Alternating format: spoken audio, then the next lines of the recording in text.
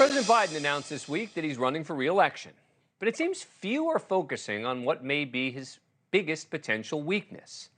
And it's related to his age and mental acuity, but only indirectly. You see, this is an issue he could fix. It's the unpopularity of Vice President Kamala Harris. Now, typically a vice president wouldn't be a make or break issue for a sitting president. That is, unless people are concerned that the president may not be able to finish out his term. Axios reporting, quote, there's a 0% chance Biden will replace her on the ticket. Doing so would be an admission that he botched the most important decision he made as a candidate. So the White House and campaign team are working to give Harris a boost, which her allies feel is long overdue. But what kind of boost is going to see her skyrocket from approval ratings that hover in the upper 30s, well below President Biden? She's had more than 2 years in office to make a mark, and it's already opening Biden up to attacks like this one from Republican presidential candidate Nikki Haley.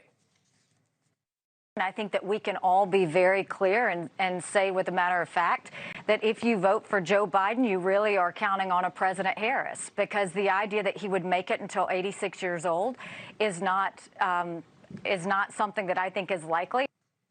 And those attacks will only increase as it gets closer to the election. According to recent polling, 63% of voters surveyed believe Kamala Harris will end up taking over at some point in a potential Biden second term. I mean, that's amazing that so many people believe that.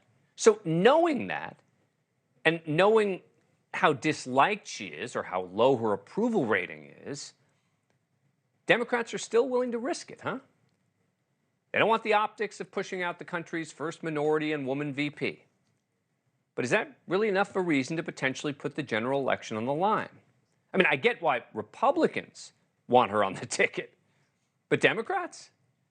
But instead, Biden's campaign doubling down. Harris is featured prominently in his new campaign video and website. She's now leading White House messaging on abortion, which her supporters seem to believe is a way for her to shine. But isn't it possible that on a national level, she just isn't very likable, just not a great candidate?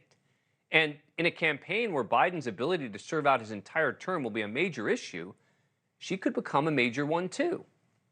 Let's ask Ameshia Cross, former White House communications staffer under President Obama. Ameshia, welcome back to the show. Appreciate it. All right, so what do you make of this effort, and what do you make of the consideration that maybe they think about a different vice presidential candidate? Well, Dan, it's always great to join you. There have been so many hit pieces against Kamala Harris and, quite frankly, every Black woman in a leadership role. So I don't think that this is surprising from Axios. But when we look at the polling numbers of Vice President Harris, you and I are both students of history. Polling numbers of vice presidents have never been that high. She is not new to this, and she is not one who falls out of the trajectory of every vice president in the history of vice presidents of America.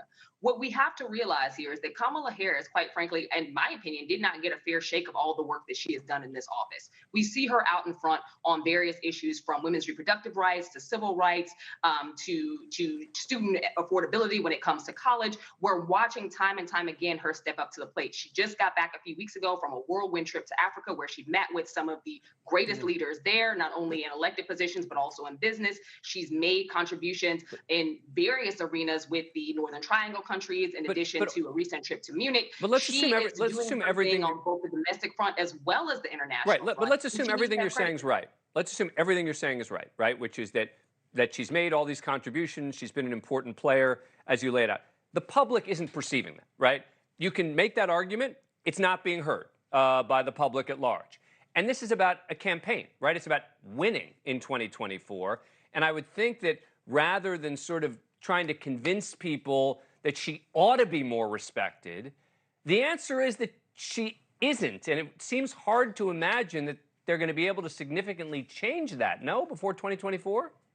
Vice President Harris sits at the intersection of race and gender, and that is a very tough position for anyone to sit at, particularly if you are a Black woman, a Latino woman, or any of the other diverse groups. But I think that with this administration, she has showcased her power. She has showcased her mobilization efforts. And quite frankly, the Democratic Party is one that is electable based on who our base happens to be. Minority voters, particularly Black voters, younger voters, who quite frankly are not going to turn and look at Republicans because they know what Republican administrations do. They see what they're doing in their states. They see them stripping LGBT rights. They see them stripping and running against that's a campaign CRT. speech, They see them with the book ban. Ameshia, that's a campaign speech. They see them stripping women of their reproductive rights. Those individuals are going to vote Democrat.